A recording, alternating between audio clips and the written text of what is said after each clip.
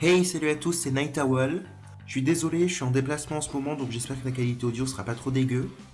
Après une première partie dédiée majoritairement au Punisher, la partie 2 du trailer de Daredevil, saison 2, est sortie sur le web. Et cette fois-ci, Elektra et la main sont mises en avant. Sans plus attendre, c'est donc parti pour une nouvelle analyse. Attention, spoilers potentiels. They're called the Hand. You cannot stop what we have started. The rising is coming.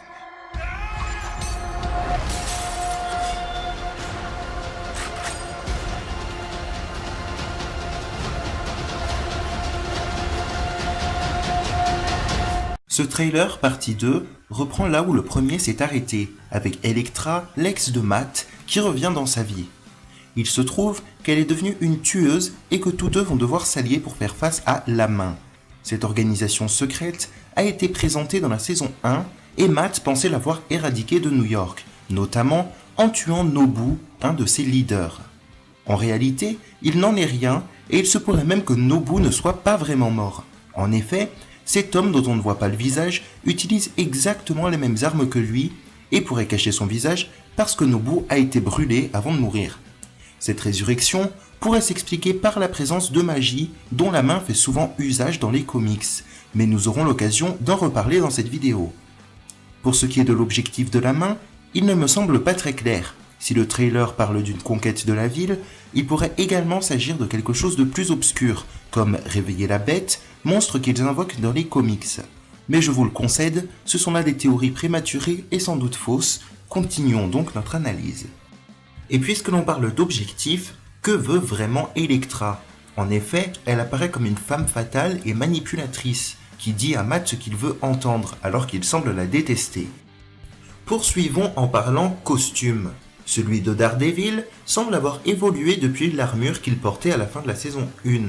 Plus rouge, avec des yeux également plus rouges et des cornes plus pointues, ce costume de la saison 2 paraît plus proche des comics et même, en espérant que ce soit une bonne chose, du film de Ben Affleck. Malheureusement, on ne peut pas dire la même chose pour Elektra qui porte un jean. On n'en est pas encore au costume rouge des comics, mais on y croit. Lorsque Claire dit au héros cornu que New York n'est plus sa ville, fait-elle allusion à l'existence de Jessica Jones et Luke Cage qu'elle a rencontrés dans la série Jessica Jones. En tout cas, la bande-annonce met en évidence le fait que le diable de Hell's Kitchen se questionne sur ses méthodes. On peut voir qu'il demande à Elektra de ne pas tuer lorsque tous deux décident de passer à l'action.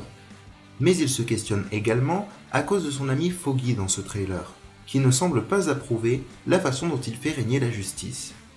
Finalement, il ne faut pas oublier que le Punisher, qui apparaît vite fait dans cette deuxième partie, va lui aussi remettre en cause les méthodes de Daredevil. Mais pour ça, je vous renvoie à l'analyse de la première partie du trailer sur ma chaîne. Pour terminer cette analyse, la main et ce qu'elle prépare semblent être une menace énorme pour Daredevil et Elektra seule, qui ne semble pas faire le poids. Cela pourrait donc conduire au crossover que sera The Defenders. Je vous ai parlé de la bête, The Beast, que la main invoque dans les comics. Il serait génial pour The Defenders de voir, comme dans Shadowland, Daredevil possédé par cette créature et les autres tentant de l'arrêter. Et si l'idée du fantastique mêlée à Daredevil vous dérange, n'oubliez pas que d'ici là, Iron Fist aura fait son apparition dans l'univers Marvel Netflix. Voilà, j'ai fini. Et vous, qu'avez-vous pensé de ce trailer ? Y a-t-il quelque chose que j'aurais oublié ? N'hésitez pas à laisser un commentaire pour me le faire savoir. À bientôt !